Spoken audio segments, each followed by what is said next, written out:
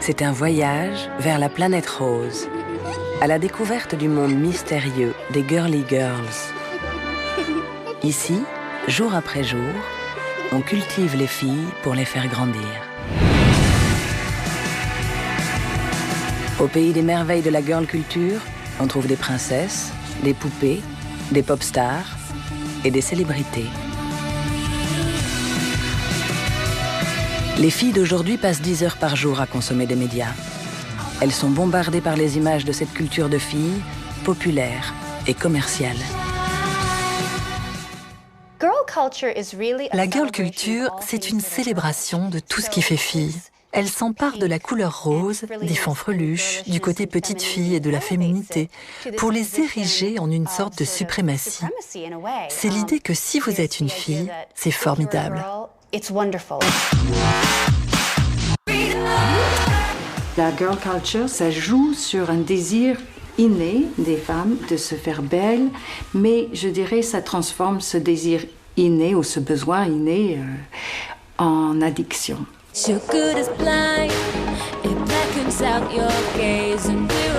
Aujourd'hui, la girl culture divise les femmes. Est-elle un ramassis de clichés sexistes et réducteurs, ou bien la reconnaissance d'une féminité trop longtemps méprisée? Décryptage forcément subjectif d'une culture ambiguë et insaisissable.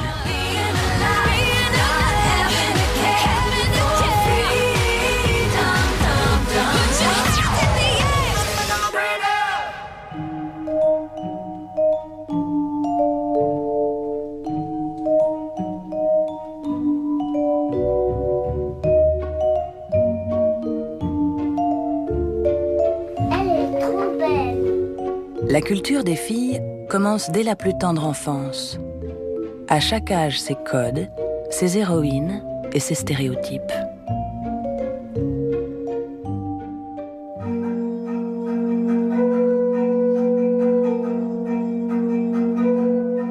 Aux quatre coins du monde occidentalisé, la couleur Pantone 219, le Barbie Pink, est omniprésente. Comment avons-nous atterri sur une planète si monochrome? Le goût des petites filles pour le rose n'est pas quelque chose de génétique. La meilleure preuve que l'on a en fait du fait que le rose n'est pas quelque chose d'inné chez les filles en termes de préférence, eh bien c'est simplement un siècle en arrière, eh bien le rose n'était pas culturellement, au niveau marketing, associé aux filles. C'était l'inverse. Vous aviez le bleu pour les filles, le rose pour les garçons. Au début, le bleu était associé à la Vierge Marie, à la virginité, à la sensibilité, et ces caractéristiques en faisaient la couleur qui convenait aux filles. Alors que le rose était associé à la couleur rouge. C'était une version plus légère du rouge, et donc la couleur forte qu'il fallait mettre aux petits garçons. Think pink! Forget that Dior says black and rust. Think pink! Who cares if the new look has no bust? Now I wouldn't presume to tell a woman what a woman ought to think, but tell her if she's gotta think. Think pink! On ne sait pas vraiment quand et pourquoi la permutation a eu lieu. Mais il faudra attendre les années 50, la société de consommation et la télévision, pour que les filles soient encouragées à penser rose.